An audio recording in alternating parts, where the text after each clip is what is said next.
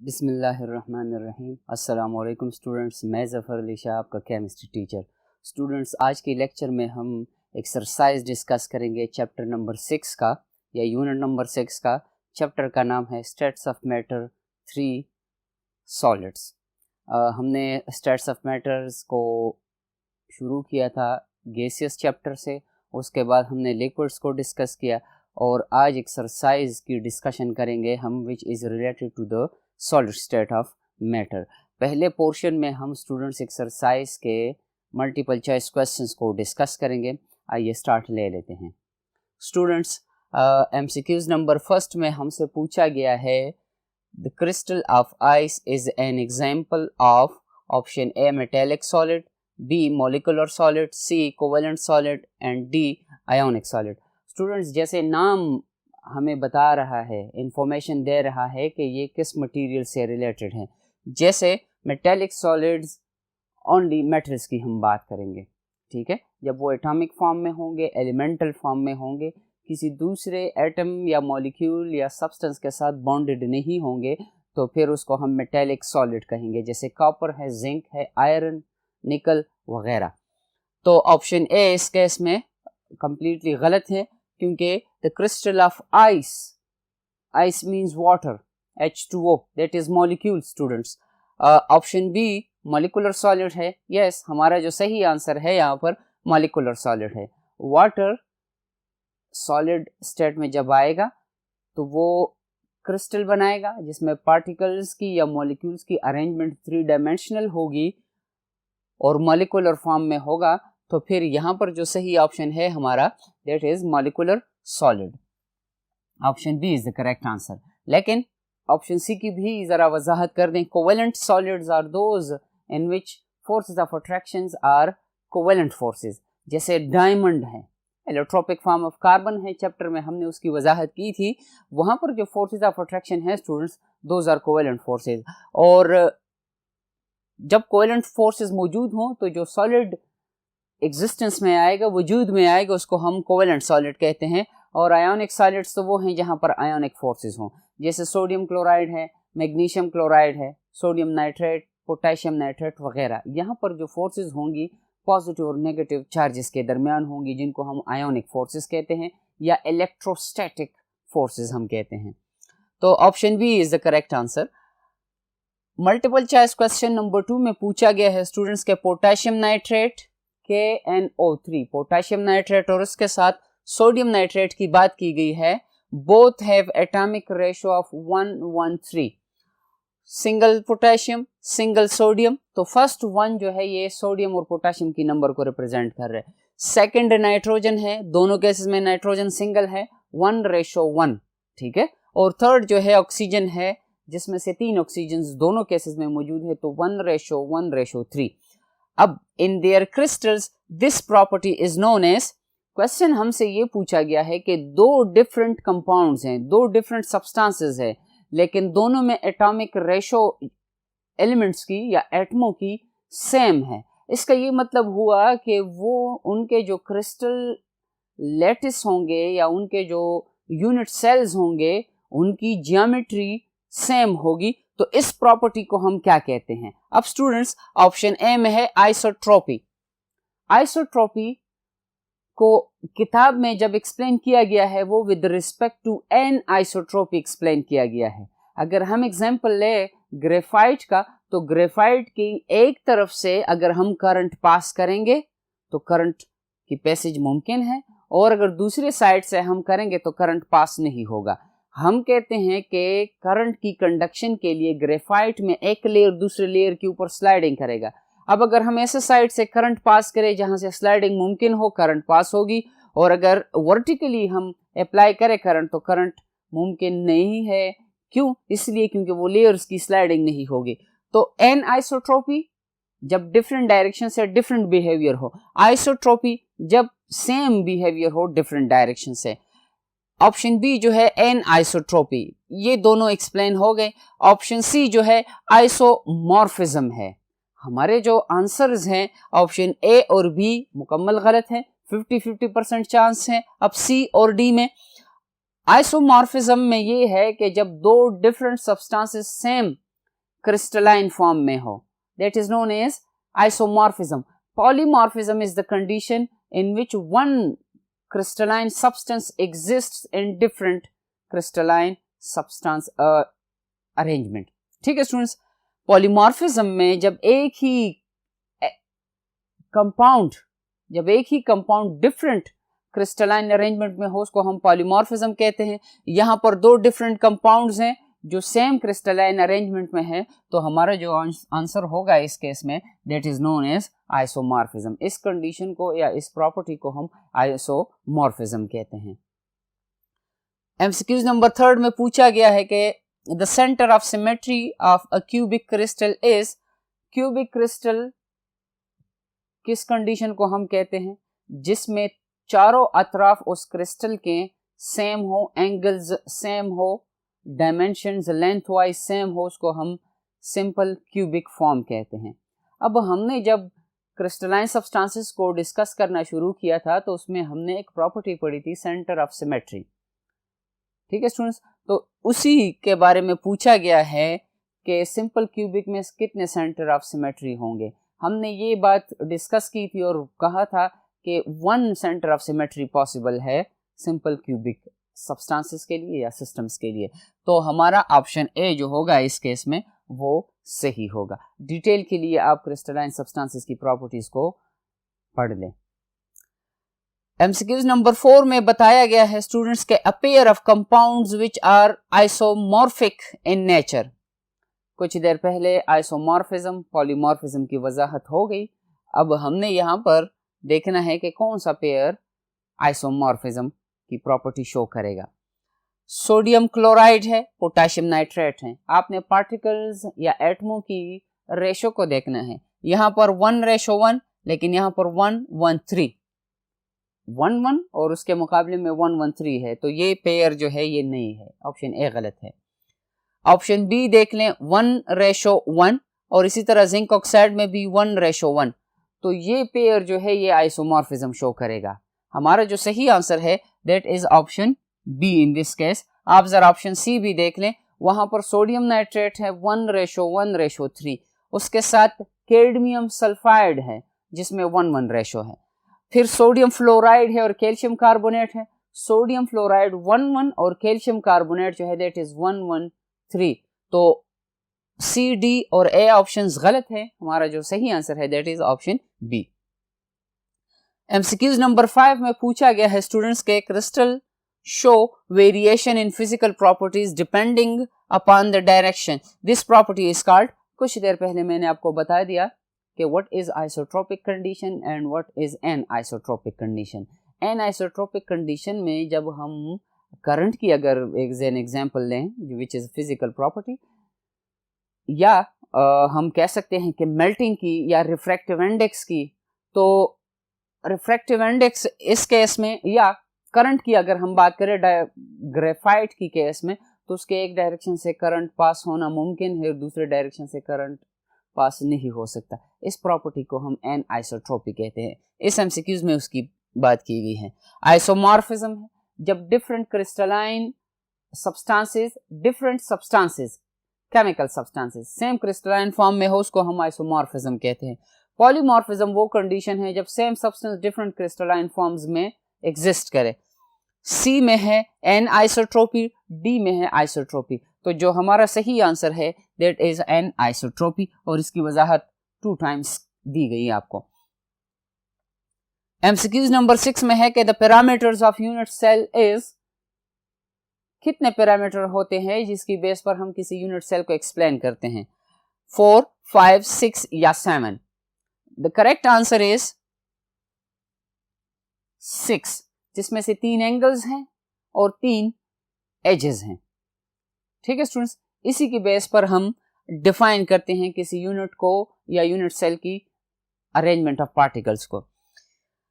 Multiple choice question number 7 में पूछा गया है स्टूडेंट्स के sodium chloride and crystallization form, जब सोडियम क्लोराइड क्रिस्टलाइज होगा तो उसकी जो पार्टिकल्स अरेंजमेंट है वो किस टाइप की है? Option A face centred cubic lattice है, या बॉडी सेंटर्ड क्यूबिक लैटिस है, या ऑर्थोरोम्बिक है या सिंपल क्यूबिक है। ऑप्शन सी और डी कंप्लीटली रॉन्ग है। इस केस में हमारा जो सही आंसर है that is students face centred cubic, जिसमें से सिंपल क्यूब होगा और उस क्यूब की एक साइड पर या फेस पर या जो चारों फेसेस होंगे 6,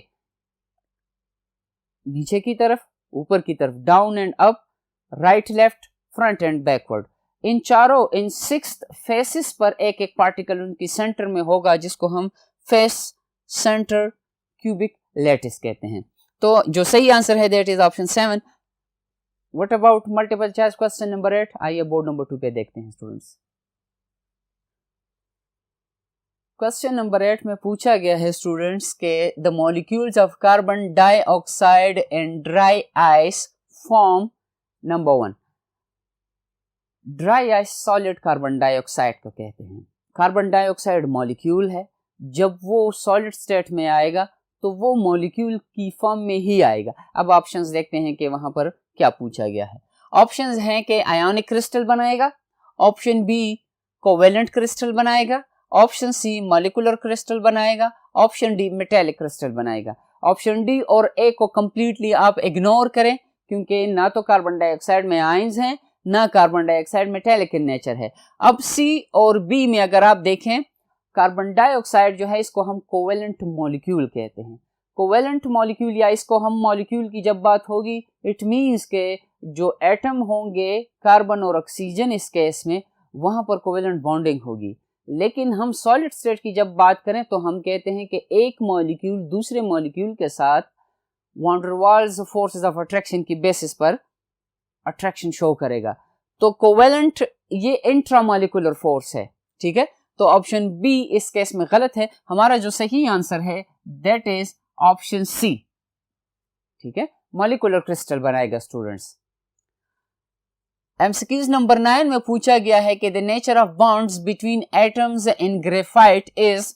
ग्रेफाइट जो कि एलोट्रोपिक फॉर्म ऑफ कार्बन है, पूछा गया है कि वहां पर जब कार्बन एटमों के दरमियान बॉन्डिंग होगी तो किस टाइप की बॉन्डिंग होगी। ऑप्शंस हैं ionic, this is not possible in allotropic form of the carbon. Option B covalent, option C molecular या मेटेलिक। मेटेलिक तो उस वक्त होंगी जब मेटल होगा, कार्बन इज नॉन मेटल, ये बात आप इग्नोर कर दें। ऑप्शन ए में आयोनिक की बात है, आयंस है ही नहीं। जब कार्बन कार्बन बॉन्ड होगा, सेम इलेक्ट्रोनेगेटिव नेचर है दोनों का, तो कैसे आयंस बनेंगे पॉजिटिव और नेगेटिव। अब सी और बी को अगर आप देखें, मॉलिक्यूलर फोर्सेस उस वक्त होंगी वॉन डर वाल्स फोर्सेस, जैसे हमने कार्बन डाइऑक्साइड की केस में एक्सप्लेन किया, जब मॉलिक्यूल्स होंगे। यहां पर carbon carbon bond is covalent in nature, ठीक है students. Option B is the correct answer. 10 में पूछा गया है नंबर 10 एमसीक्यूज में कि the example of metallic solid is. अब मेटेलिक सॉलिड का बताया गया है हमें कि इनमें से 4 ऑप्शंस दिए गए हैं कि इनमें से मेटेलिक सॉलिड कौन सा है। Carbon non metallic in nature है, boron non metallic in nature है, सिलिकॉन मेटलॉइड है, कंप्लीटली या प्योर मेटल नहीं है। तो कॉपर एग्जांपल रह जाता है। जो सही आंसर है हमारा दैट इज कॉपर, इसमें मेटेलिक सॉलिड है, ठीक है स्टूडेंट्स, क्योंकि इसकी प्रॉपर्टीज मेटल्स की हैं। सॉलिड स्टेट में इससे करंट पास हो सकता है, that is why it is metallic in nature. 11 में पूछा गया है कि in solid state the crystals which are good conductors of heat and electricity are. बताया गया है हमें कि वो क्रिस्टल्स जो सॉलिड स्टेट में करंट और हीट को पास कर सकते हैं, इनफैक्ट गुड ट्रांसपोर्टर्स हैं, ट्रांसफॉर्म कर सकते हैं, ट्रांसफर कर सकते हैं। कोवेलेंट है, ऑप्शन बी आयोनिक क्रिस्टल्स हैं, ऑप्शन सी मॉलिक्यूलर क्रिस्टल्स हैं, या ऑप्शन डी मेटेलिक क्रिस्टल्स है। नंबर 1 कोवेलेंट में पैसेज मुमकिन नहीं है, जैसे डायमंड है, कार्बन, वहां पर करंट को पास हम नहीं कर सकते, या किसी भी ऑर्गेनिक कंपाउंड को सॉलिड स्टेट में ले लें। बी जो है आयोनिक सब्सटेंसेस करंट पास करते हैं सॉल्यूशन स्टेट में या मोल्टन स्टेट में, सॉलिड में नहीं कर सकते। क्यों? क्योंकि आयंस की मोशन पॉसिबल नहीं है वहां पर। और सी जो है मॉलिक्यूलर क्रिस्टल्स है, यहाँ पर फ्री इलेक्ट्रॉन्स या आयंस हैं नहीं, तो इसलिए these are 3 are non conductors and the correct answer is metallic crystals, जहां पर सॉलिड स्टेट में करंट और हीट की ट्रांसफ़र जो है वो मुमकिन है। एमसीक्यूज नंबर 12 में पूछा गया है स्टूडेंट्स के when a crystalline substance conducts current in one direction but not through the other directions of the crystal, this property, ये कुछ देर पहले हमने डिस्कस की। इस प्रॉपर्टी को एनआइसोट्रॉपी कहते हैं। जब एक साइड से करंट पास हो और दूसरी तरफ से करंट पास ना हो, that condition is known as anisotropy, and option A is the correct answer. Isotropy, anisotropy, allotropy and isomorphism है। एलोट्रोपी एंड आइसोमॉर्फिज्म में आप फर्क जानते हैं। 13 में पूछा गया है स्टूडेंट्स के the crystals of the same substance can coexist in equilibrium with each other at its option A boiling point, option B melting point, option C transition temperature and option D heat of fusion. यहां पर जो सही option है हमारा that is transition temperature. जब एक crystalline form transition show करेगा दूसरे क्रिस्टलाइन फॉर्म में जाने के लिए, ठीक है, अगर हम कहते हैं कि वो रोम्बिक फॉर्म में है तो वो मोनोक्लिनिक फॉर्म में कन्वर्ट होगा एक स्पेसिफिक टेम्परेचर पर। अब इस दौरान इस टेम्परेचर के पहुंचने से पहले पहले कंडीशन आ जाती है जिस पर दोनों क्रिस्टलाइन फॉर्म्स एग्जिस्ट करते हैं। जैसे सल्फर की केस में हम कहते हैं कि 95.2 वो टेम्परेचर है ट्रांजिशन टेम्परेचर। अब उस टेम्परेचर पर सल्फर दोनों क्रिस्टलाइन फॉर्म्स में एग्जिस्ट कर सकता है जिसको हम ट्रांजिशन टेम्परेचर कहते हैं। और एमसीक्यूज नंबर 14 में पूछा गया है स्टूडेंट्स के crystal lattice is an arrangement of particles in dimensions, 4 dimensions, 3 dimensions, 2 dimensions या 1 डायमेंशन। 1 डायमेंशनल और 2 डायमेंशनल ऑप्शंस गलत हैं, 3 और 4 में कंफ्यूजन है। तो हम क्रिस्टल लैटिस को इस तरह डिफाइन करते हैं कि it is the arrangement of particles in 3 dimension. तो जो सही ऑप्शन है हमारा क्रिस्टल लैटिस का that is in 3 dimensions. Students 14th MCQs हमने डिस्कस किए और उनके सही ऑप्शंस के साथ सही आंसर्स के साथ डिस्कशन हो गई। इसके बाद जो नेक्स्ट पोर्शन है हमारा दैट इज शॉर्ट क्वेश्चन का पोर्शन। आइए बोर्ड नंबर 3 पर शॉर्ट क्वेश्चंस को डिस्कस करते हैं। शॉर्ट क्वेश्चंस हैं स्टूडेंट्स, ये वो पोर्शन है जब पेपर सेक्शन बी में इससे क्वेश्चंस आते हैं। मैक्सिमम मार्क्स 4 होते हैं। तो अगर शॉर्ट क्वेश्चन हो तो आपने पहले उस सब्सटेंस को डिफाइन करना है जिसके बारे में आपसे इंफॉर्मेशन मांगी गई है, फिर थोड़ा सा एक्सप्लेनेशन और आखिर में एग्जांपल्स दे दें, मैक्सिमम मार्क्स मिलने के चांसेस होंगे। फिर शॉर्ट क्वेश्चन नंबर फर्स्ट में पूछा गया है कि एक्सप्लेन करें यूनिट सेल को और क्रिस्टल लैटिस को विद एग्जांपल। यूनिट सेल और क्रिस्टल लैटिस ये दोनों जो हैं ये क्रिस्टलाइन सब्सटेंसेस से रिलेटेड है। यूनिट सेल हम कहते हैं कि ये वो, उससे पहले जरा क्रिस्टल लैटिस की वजाहत करें। हम कहते हैं कि क्रिस्टल लैटिस वो अरेंजमेंट ऑफ पार्टिकल्स हैं जिसमें पार्टिकल्स 3 डायमेंशनली अरेंज्ड हों। ठीक है स्टूडेंट्स, यूनिट सेल उस क्रिस्टलाइन सब्सटेंस की यूनिट को हम कहते हैं, इकाई को हम कहते हैं। जैसे प्लांट्स में हम सेल्स की बात करते हैं या एनिमल्स में ये यूनिट सेल है, ये उस बल्क ऑफ क्रिस्टलाइन सब्सटेंस की प्रॉपर्टीज को एक्सप्लेन कर सकता है, जैसे एजेस हैं, फेसेस हैं, बॉन्ड एंगल्स हैं वगैरह। तो यूनिट सेल और क्रिस्टल लैटिस आपके साथ डिस्कस किए गए हैं चैप्टर में। वो लेक्चर्स दोबारा देख लें, किताब उठाएं, इन प्रॉपर्टीज को देख ले, आपको वाज़ेह हो जाएगा। क्वेश्चन नंबर 2 में पूछा गया है स्टूडेंट्स के why crystalline solids are anisotropic in nature. Crystalline substances क्यों एनआइसोट्रोपिक इन नेचर है? आपको एनआइसोट्रोपिक प्रॉपर्टी मालूम होनी चाहिए। अगर हम सोडियम क्लोराइड की बात करें तो सोडियम क्लोराइड में 3 डायमेंशनली तीनों अतराफ में सोडियम पार्टिकल को 6 क्लोराइड आयंस ने और एक क्लोराइड आयन को 6 सोडियम आयंस ने घेरा हुआ है। अब अगर हम फर्ज कर लें डायमंड के एलोट्रोपिक फॉर्म ग्रेफाइट को डिस्कस करें, तो अगर ग्रेफाइट के साइड से जहां पर लेयर्स एक दूसरे के ऊपर स्लाइडिंग कर सकते हैं, अगर हम हॉरिजेंटली उन लेयर्स के करंट को पास करेंगे तो करंट पैसेज मुमकिन है, और अगर वर्टिकली करेंगे तो करंट पैसेज मुमकिन नहीं है। अब ये पूछा गया है कि क्यों नहीं है, इसलिए क्योंकि पार्टिकल्स जब उस करंट के रास्ते में आते हैं तो वो एक डायरेक्शन से उनकी अरेंजमेंट डिफरेंट होगी और दूसरी साइड से उनकी अरेंजमेंट डिफरेंट होगी। जैसे हॉरिजेंटली अगर हम अप्लाई करें तो जो लेयर्स होंगे वो स्लाइडिंग करेंगे, क्योंकि उनमें एक लेयर और दूसरे लेयर के दरमियान week van der Waals forces है। और वर्टिकली इसी तरह लेयर्स स्लाइडिंग नहीं कर सकते, तो जब वो स्लाइडिंग नहीं कर सकते करंट पास होना मुमकिन नहीं है। ऑप्शन क्वेश्चन नंबर 3 में पूछा गया है कि metallic crystals are good conductors in solid state while ionic crystals are not in solid state. याद रखें स्टूडेंट्स के करंट की पैसेज के लिए फ्री इलेक्ट्रॉन्स चाहिए हमें सॉलिड स्टेट में। अब मेटेलिक क्रिस्टल्स में इलेक्ट्रॉन सी मॉडल के मुताबिक फ्री इलेक्ट्रॉन्स तो मौजूद हैं, लेकिन आयोनिक क्रिस्टल्स में या आयोनिक सॉलिड्स में हमारे पास फ्री इलेक्ट्रॉन्स या फ्री आयंस मौजूद नहीं है।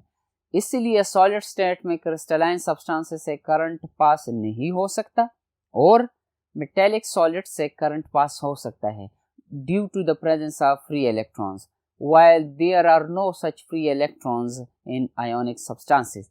लेकिन आयोनिक सब्सटेंसेस को जब हम सोल्यूशन में कन्वर्ट कर लेते हैं, सोल्यूशन बना लेते हैं, या उनको मोल्टन स्टेट में हम कन्वर्ट कर लेते हैं, तब उनसे पैसेज ऑफ करंट मुमकिन है due to the motion of positive and negative ions. Question number 5 में पूछा गया है 4 में सॉरी के difference what is the difference between crystalline and amorphous solids. Crystalline और एमॉर्फस सॉलिड्स क्या है? सॉलिड्स आपको पता है जिनका शेप वॉल्यूम स्पेसिफिक होगा विच आर इनकम्प्रेसिबल। दोनों एमॉर्फस और क्रिस्टलाइन दोनों इसी तरह इनकम्प्रेसिबल है, स्पेसिफिक शेप है, स्पेसिफिक वॉल्यूम है। ठीक है स्टूडेंट्स। अब एमॉर्फस वो है जहां पर पार्टिकल्स की अरेंजमेंट इरेगुलर होगी, बास पॉइंट्स पर पार्टिकल्स की एग्रीगेशन हुई होगी, ज्यादा होंगे, बास पॉइंट्स पर पार्टिकल्स जो होंगे डिस्पर्स्ड होंगे, एक दूसरे से दूर होंगे। जैसे विंडो ग्लास हम डेली लाइफ में देख सकते हैं, उसको हम सुपर कूल्ड लिक्विड कहते हैं which is amorphous in nature. Crystalline substances are those substances in which particles are three-dimensionally arranged। एक लाइन की फॉर्म में आप उसको देख सकते हैं। ठीक है, आप जिस एंगल से भी देखेंगे पार्टिकल्स आपको एक लाइन में कतार में नजर आएंगे which are regularly arranged. Examples carbon है। ठीक है students, carbon soot amorphous solid के लिए एग्जाम्पल हुआ, रबर हुआ, और क्रिस्टलाइन सब्सटेंसेस के लिए सोडियम क्लोराइड, मैग्नीशियम क्लोराइड वगैरह। क्वेश्चन नंबर 5 में पूछा गया है कि justify crystalline solids have sharp melting point. What is sharp melting point? Sharp melting point का मतलब ये है कि जब किसी सब्सटेंस की मेल्टिंग शुरू होगी, सपोज हम कहते हैं कि सोडियम क्लोराइड का मेल्टिंग पॉइंट जो है 801 डिग्री सेंटीग्रेड है। अब सोडियम क्लोराइड जितना भी हो, 1 ग्राम हो, लेस देन 1 ग्राम हो, 2 ग्राम हो, 50 ग्राम हो, जितना भी हो, उसका मेल्टिंग सॉलिड से लिक्विड स्टेट में कन्वर्ट होना 801 डिग्री सेंटीग्रेड पर शुरू होगा और कंप्लीटली उसी टेम्परेचर पर कन्वर्ट हो जाएगा सारा। अब यहां पर यह पूछा गया है कि क्यों शार्प मेल्टिंग पॉइंट होगा, स्पेसिफिक होगा। ये इसलिए स्टूडेंट्स, अगर इम्प्योरिटी ना हो, अगर प्योर सब्सटेंस हो तो वो कंप्लीटली कन्वर्ट होगा 801 डिग्री सेल्सियस पर, इसलिए क्योंकि through out the substance same forces of attraction है। लेकिन अगर हम देखते हैं उसमें कोई इम्प्योरिटी है तो जो हीट हम ट्रांसफर कर रहे हैं उस हीट का थोड़ा बहुत पोर्शन जो होगा वो इम्प्योरिटी एब्जॉर्ब करेगा। जब वो इम्प्योरिटी उस हीट को एब्जॉर्ब करेगा तो फिर वो सब्सटेंस जो होगा वो with in arrange melting show करेगा। दूसरा रीजन उसके लिए ये है कि जो क्रिस्टलाइन सब्सटेंसेस है उसमें पार्टिकल्स 3 डायमेंशनली अरेंज्ड हैं। इंटर एटॉमिक या इंटर आयोनिक जो स्पेस है वो थ्रू आउट द क्रिस्टलेट सेम होगा। एमॉर्फस सब्सटेंसेस में ये है कि बाज़ जगहों पर पार्टिकल्स एग्रीगेटेड होंगे, वो जगह उस पर अगर हम प्रेशर अप्लाई करेंगे ज्यादा प्रेशर रिक्वायर्ड होगा उसको तोड़ने के लिए, लेकिन बाज़ पॉइंट्स पर जो पार्टिकल्स की अरेंजमेंट होगी वो इरेगुलर तो है ही, लेकिन पार्टिकल्स एक दूसरे से दूर होंगे, वहां पर कम प्रेशर रिक्वायर्ड होगा उसको तोड़ने के लिए। That is why crystalline substances show sharp melting point. Question number 6 में है कि what is a transition temperature. इसकी वजाहत तो मल्टीपल चॉइस क्वेश्चन के पोर्शन में भी दी गई स्टूडेंट्स आपको कि ये वो टेम्परेचर है जिस पर एक क्रिस्टलाइन फॉर्म दूसरे क्रिस्टलाइन फॉर्म में कन्वर्ट होना शुरू होगा। अगर हम सल्फर की बात करें रोम्बिक और मोनोक्लिनिक शेप्स में या क्रिस्टलाइन अरेंजमेंट में से, तो 95.2 डिग्री सेंटीग्रेड पर सल्फर जो है दोनों क्रिस्टलाइन फॉर्म्स में अवेलेबल होगा। अगर हम टेम्परेचर थोड़ा सा बढ़ाएंगे तो एक फॉर्म में फिर कन्वर्ट होगा, और अगर हम कम करेंगे तो दूसरे फॉर्म में कन्वर्ट होगा। लेकिन अगर हम उसको 95.2 पे रखेंगे टेम्परेचर को, तो फिर दोनों क्रिस्टलाइन फॉर्म्स की एग्जिस्टेंस मुमकिन है। उस टेम्परेचर को ट्रांजिशन टेम्परेचर कहते हैं। क्वेश्चन नंबर 7 में पूछा गया है कि आइसोमॉर्फिक सब्सटेंसेस में एटॉमिक रेशो सेम होगा, जैसे सोडियम नाइट्रेट और पोटेशियम नाइट्रेट है, ये आइसोमॉर्फिज्म शो करते हैं। डिफरेंट सब्सटेंसेस है लेकिन सेम क्रिस्टलाइन फॉर्म या सेम क्रिस्टलाइन या पार्टिकल्स अरेंजमेंट है इसमें से। क्यों? इसलिए क्योंकि उनके एटॉमिक रेशो सेम है, नंबर ऑफ एटम्स सेम है। जो डिफरेंट एटम्स हैं, मतलब सोडियम उसके मुकाबले में पोटेशियम दोनों सिंगल है, नाइट्रोजन है नाइट्रोजन दोनों सिंगल है, ऑक्सीजन है और ऑक्सीजन 3 तादाद में है। तो पार्टिकल्स की नंबरिंग अगर सेम होगी, नेचर चाहे डिफरेंट हो या सेम हो, लेकिन नंबरिंग अगर सेम होगी, तब जो शेप उससे बनेगा, जो जियोमेट्रिक शेप उससे बनेगा, वो आइसोमॉर्फिज्म की प्रॉपर्टी शो करेगा। डिटेल किताब में मौजूद है स्टूडेंट्स, वहां पर ज्यादा एग्जांपल्स दिए गए हैं, रीड कर लें। क्वेश्चन नंबर 8 में है कि covalent crystals are hard while molecular crystals are soft. Reason मांगा गया है कि जो कोवेलेंट क्रिस्टल्स हैं जैसे डायमंड है वो कितना सख्त है, स्ट्रांगली पैक्ड पार्टिकल्स हैं, लेकिन मॉलिक्यूलर क्रिस्टल्स में ये प्रॉपर्टी नहीं है। ये इसलिए स्टूडेंट्स के डायमंड जो है वहां पर जो फोर्सेस ऑफ अट्रैक्शन है between the carbon atoms, those are covalent forces which are much more stronger than the weak van der Waals forces of attraction. अब मॉलिक्यूलर क्रिस्टल्स की केस में हम एग्जांपल ले सकते हैं कार्बन डाइऑक्साइड को या वाटर को। बर्फ पर अगर आप प्रेशर अप्लाई करेंगे तो वो मेल्ट होगा, पानी में कन्वर्ट होगा। ये इसलिए क्योंकि वहां पर जो फोर्सेस ऑफ अट्रैक्शन है weak van der Waals forces of attraction है, while covalent forces are much more stronger. और क्वेश्चन नंबर 9 में पूछा गया है कि व्हाट इज लेटिस एनर्जी, और उसके साथ एक एग्जांपल दे रहे हैं। लेटिस एनर्जी हम कहते हैं कि ये वो एनर्जी है जब 1 mole of opposite ions, positive और नेगेटिव आयंस, सोडियम और क्लोराइड आयंस एग्जांपल के तौर पर हम ले सकते हैं, मिलकर जब कन्वर्ट हो जाते हैं सॉलिड सब्सटेंस में, जैसे 1 mole of sodium ion and 1 mole of chloride ions are converted into 1 mole of sodium chloride, उस दौरान जो एनर्जी चेंजेस होंगी या एनर्जी रिलीज होगी उसको हम लेटिस एनर्जी कहते हैं। एग्जांपल आप potassium chloride, magnesium chloride, sulphates, carbonates वगैरह ले सकते हैं क्योंकि those are ionic substances. Lattice energy का वर्ड किस वक्त यूज होगा? जब हम आयोनिक सब्सटेंसेस की फॉर्मेशन की बात करेंगे। और आखिरी क्वेश्चन जो है कि differentiate between polymorphism and isomorphism. Polymorphism वो कंडीशन है जिसमें एक ही कंपाउंड डिफरेंट क्रिस्टलाइन फॉर्म्स में अवेलेबल होगा। आइसोमॉर्फिज्म वो है जब different compound same crystalline forms में अवेलेबल होंगे। इसके मुकाबले में एलोट्रोपी है स्टूडेंट्स, एलोट्रोपी में एलिमेंट होगा, पॉलीमॉर्फिज्म या आइसोमॉर्फिज्म में कंपाउंड्स होंगे। एलोट्रोपी वो कंडीशन है जब same element different crystalline arrangement में अवेलेबल हो, जैसे कार्बन है, डायमंड, ग्रेफाइट और बकी बाल्स। ठीक है स्टूडेंट्स, आज की इस लेक्चर में हमने शॉर्ट क्वेश्चंस को और मल्टीपल चॉइस क्वेश्चंस को डिटेल के साथ डिस्कस किया।